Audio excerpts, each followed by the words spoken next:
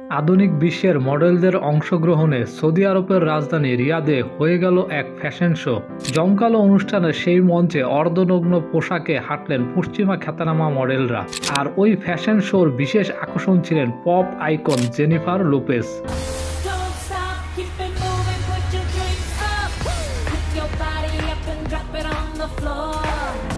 আরব নিউজের এক প্রতিবেদনে বলা হয়, বুধবার 13 নভেম্বর রাতে রিয়াদে এ আয়োজন করা হয়। লেবানিজ আইকন এলি সাব এর পেছনের কারিগর। প্রাক্তন ফরাসি ভোগ সম্পাদক ক্যারেন রুইটফেল্ড ফ্যাশন শোটির রানওয়ের নির্দেশনায় ছিলেন। ইসলামী বিধিবিধান নিয়ে সরব দেশটিতে এলি সাব শো নামে তৈরি মঞ্চে আধুনিক সব নজরকাড়া পোশাকে তারকারা উপস্থিত হন।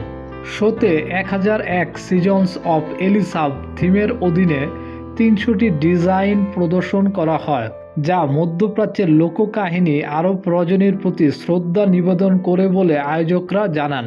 সেই প্রখ্যাত লোককাহিনীর গ্রন্থটি কিতাব আলফে লায়লা ওয়া লায়লা নামে সংকলিত। মধ্যপ্রাচ্য ও দক্ষিণ এশীয় গল্প এবং লোককথার অনন্য সংকলন এটি। এসব কাহিনী ইসলামের স্বর্ণযুগে আরবিতে সংগৃহীত হয়েছিল।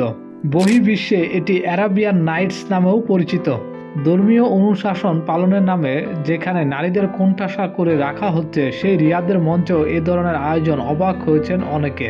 এমনকি এলিসাবের উদযাপন মঞ্চে একে একে যখন তারকা লোপেজ, ক্যামিলা ক্যাবেলা, ন্যান্সি আজরাম, আমর ডায়ার ও কিংবদন্তি সেলিন ডিওন পশ্চিমা ডঙ্গে উপস্থিত হচ্ছিলেন, তখন উপস্থিত দর্শকরাও চমকে যান। একসময় সৌদি আরবে এ ধরনের আয়োজন কল্পনাও করা যেত না, কিন্তু বর্তমান যুবরাজ মোহাম্মদ বিন সালমান শিল্প সাহিত্য চর্চায় উদারতা দেখাচ্ছেন। সম্প্রতি দেশটিতে সরকারিভাবে সিনেমায় বিনিয়োগ করা হচ্ছে, নির্মাণ করা হচ্ছে আধুনিক সিনেমা হল। মূলত সৌদি সরকার তেল নির্ভর অর্থনীতি থেকে বেরিয়ে আসার চেষ্টায় নানামুখী পদক্ষেপের অংশ হিসেবে এ ধরনের কার্যক্রমের সুযোগ দিচ্ছে। এদিকে সফল শো অনুষ্ঠানে খুশি আয়োজকরা। তারা জানান, এলিসাবের পোশাক সারা বিশ্বে নন্দিত। শোতে প্রদর্শিত পোশাকে আগামী কয়েক মাসে বহু নারী বিয়ের আসরে বসবেন। এটি হয়ে উঠবে তাদের স্মৃতির এক অনুষঙ্গ।